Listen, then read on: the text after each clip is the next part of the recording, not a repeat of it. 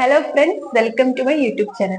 അപ്പൊ ഇപ്പോൾ നമ്മൾ നീറ്റ് ഓറിയന്റഡ് ആയിട്ടുള്ള എല്ലാ ടോപ്പിക്സും ആണ് സീരീസ് പോലെ ഡിസ്കസ് ചെയ്തുകൊണ്ടിരിക്കുന്നത്. ഇന്നും അത്തരം ഒരു കാര്യമാണ് ഡിസ്കസ് ചെയ്യുന്നത്. അപ്പം പതിവിൽ നിന്നും വ്യത്യസ്തമായിട്ട് എനിക്ക് ഈ ടോപ്പിക് വളരെ ഇമ്പോർട്ടന്റ് ആയിട്ട് തോന്നുന്നു.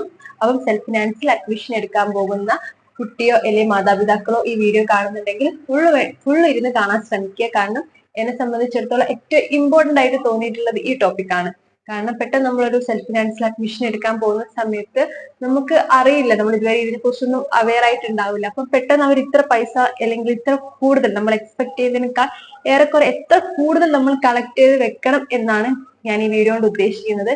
അപ്പം നിങ്ങൾ ഈ ചാനൽ ആദ്യമായിട്ട് കാണുവാണെങ്കിൽ സബ്സ്ക്രൈബ് ചെയ്യുക. നിങ്ങൾക്ക് ഇതുപോലുള്ള നീറ്റ് ഓറിയന്റഡ് ആയിട്ടുള്ള എല്ലാ ടോപ്പിക്സ് അറിയണമെങ്കിൽ സബ്സ്ക്രൈബ് ചെയ്തതിനു ശേഷം അവിടെയുള്ള ബെൽ ബട്ടണും കൂടി പ്രസ് ചെയ്യുക.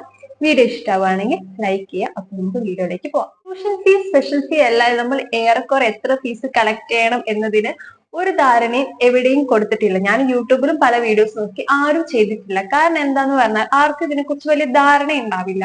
അപ്പം അതിന്റെ ഒരു മെയിൻ കാര്യം എന്ന് പറഞ്ഞാൽ പല മാനേജ്മെന്റ് ആണ് പല രീതിയിലാണ് പൈസ മേടിക്കുന്നത്. അപ്പൊ നമുക്ക് എക്സാക്ട് ഇത്ര വാല്യൂ ആണ് ആർക്കും പറയാൻ പറ്റില്ല.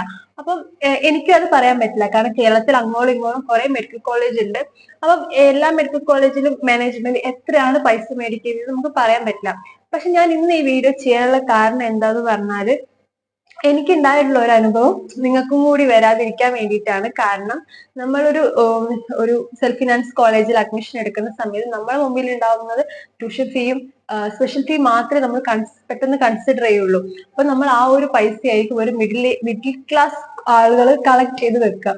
അപ്പൊ നമ്മളോട് അഡ്മിഷൻ എടുക്കാൻ വരുന്ന സമയത്ത് അല്ലെങ്കിൽ അതിന് കുറച്ച് ദിവസം മുമ്പായിരിക്കും നമ്മൾ അറിയാം ഇത്ര ഫീസ് ഹോസ്റ്റൽ, ഇത്ര ഫീസ് മെസ്, അല്ലാതെ കുറെ സ്റ്റെപ്സ് വരുന്നുണ്ട്, അതിനൊക്കെ ഇത്ര പൈസ വരുന്നുണ്ട്. അപ്പൊ ആ സമയത്ത് നമുക്ക് പെട്ടെന്ന് ഈ ഒരു എമൗണ്ട് ഒരു മിഡിൽ ക്ലാസ്സിലുള്ള ആർക്കും കളക്ട് ചെയ്ത് വെക്കാൻ പറ്റിയെന്ന് വരില്ല.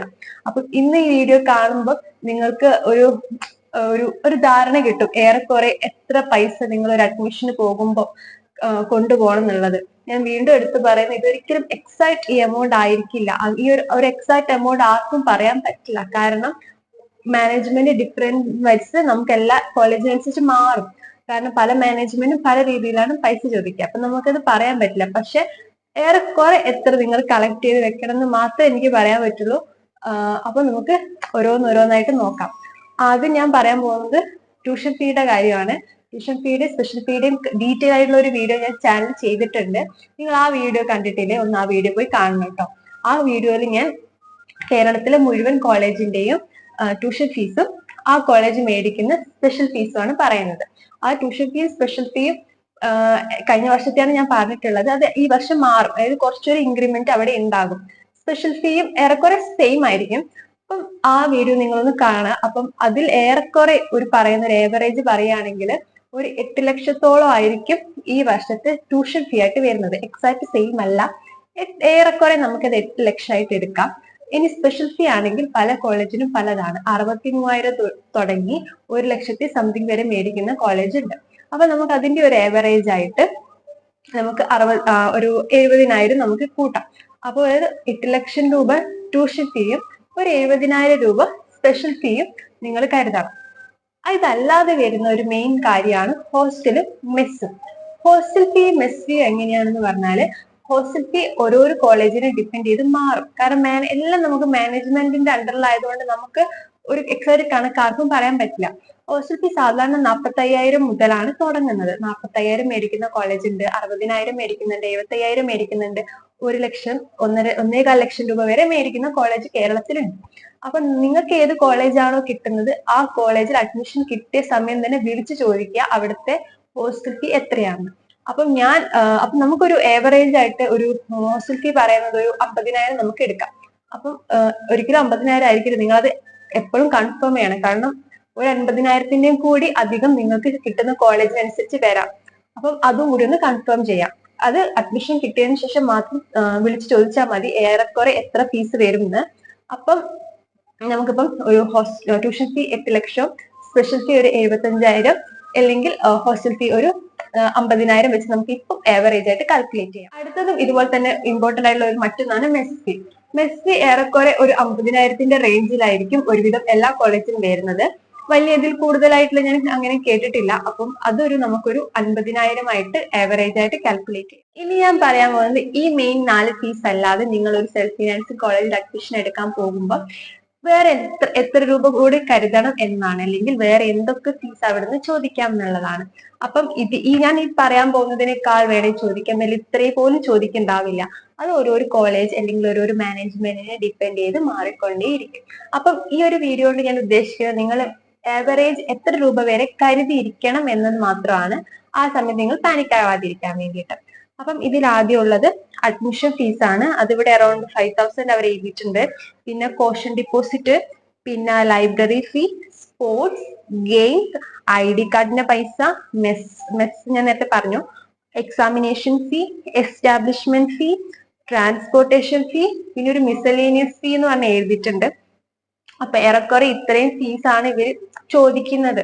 അപ്പൊ ഇത് ഏറെക്കുറെ എത്ര വരും നമുക്ക് നോക്കാം. അപ്പം ഈ ഫീസ് ഒക്കെ അറൌണ്ട് ഒരു 20,000 താഴെയായിരിക്കും വരിക. അതായത് അത് ഞാൻ പറഞ്ഞല്ലോ ഓരോരു കോളേജിൽ വെച്ച് മാറുന്നു. പക്ഷെ എന്നാൽ പോലും ഒരു 20,000 രൂപ വരെ നിങ്ങൾ ഇത്ര കുഞ്ഞു കാര്യത്തിന് വേണ്ടി കരുതിയിരിക്കണം. എല്ലപ്പോഴും സെയിം ആയിരിക്കില്ല. 15,000 10,000 വരെ ചില കോളേജ് മേടിക്കും. പക്ഷെ നിങ്ങളൊരു ആവറേജ് 20,000 വരെ കരുതിയിരിക്കുക. കാരണം എനിക്ക് ഏകദേശം അത്ര രൂപേന്റെ അടുത്ത് വന്നിട്ടുണ്ട്. യൂണിഫോമിനൊക്കെ അവർ ചോദിച്ചിട്ടുണ്ട്. അപ്പൊ ഏറെക്കുറെ നമുക്ക് അത്ര വരും. അതൊരു കോളേജിൽ മാറും. പക്ഷെ എന്നാൽ പോലും നിങ്ങൾക്ക് അഡ്മിഷൻ കിട്ടുന്നതിനനുസരിച്ച് നിങ്ങൾ ശ്രദ്ധിച്ച് ചെയ്യാം. അപ്പം ഏറെക്കുറെ ഇത് 20,000 രൂപ കരുതുക. കാരണം ചിലതിന് 5,000 രൂപയായിരിക്കും, ചിലതിന് 10,000 ആയിരിക്കും, ചിലതിന് 1,500 ആയിരിക്കും. അപ്പം ഓരോരോ ഫീസിനും ഇങ്ങനെയൊക്കെ ഡിവിഷൻ വരുന്നുണ്ട്. അപ്പൊ നമുക്കത് എക്സാക്ട് അറിയില്ലല്ലോ. അപ്പൊ നിങ്ങൾ ഏറെക്കുറെ ഇത്ര രൂപയെങ്കിലും കരുതിയിരിക്കാം. ഇനി നമ്മളിതൊന്ന് സം ചെയ്യാൻ പോവുകയാണ് എത്ര വരും എന്നുള്ളത്. അപ്പൊ നമ്മളിപ്പോ സം ചെയ്യാൻ പോകുന്നത് ഏറെക്കുറെ എല്ലാം ഒരു ആവറേജ് വാല്യൂ ആണ്. അതായത് നമ്മൾ ഒരു 8 ലക്ഷം രൂപയാണ് എടുത്തിട്ടുള്ളത് ട്യൂഷൻ ഫീ. ഈ വർഷത്തെ ട്യൂഷൻ ഫീ എക്സാക്ട് എവിടെയും രേഖപ്പെടുത്തിയിട്ടില്ല.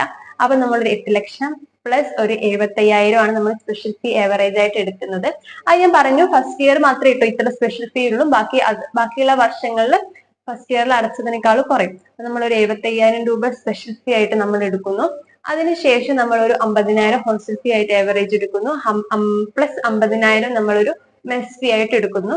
പിന്നെ നമ്മളൊരു ബാക്കിയുള്ള ഇത്തരം കുട്ടി ഫീസ് എല്ലാം കൂടി നമ്മളൊരു 20,000 വെച്ച് കൂട്ടുന്നു. അപ്പം എല്ലാം കൂടി സം ചെയ്യുന്ന സമയത്ത് 9,95,000 രൂപയാണ്. അതായത് ഒരു 10 ലക്ഷം രൂപയെങ്കിലും നിങ്ങൾ കരുതിയിരുന്നാൽ നിങ്ങൾ സേഫ് ആയിരിക്കും. അപ്പം നമ്മളൊരു 8 ലക്ഷം രൂപ ആവുന്ന ട്യൂഷൻ ഫീ ആവുന്ന സമയത്ത് നമ്മൾ ഒരു 9 നമ്മളെ കയ്യിൽ കരുതുക. പക്ഷെ ഇപ്പം തന്നെ 1 ലക്ഷം അധികം വന്നില്ലേ.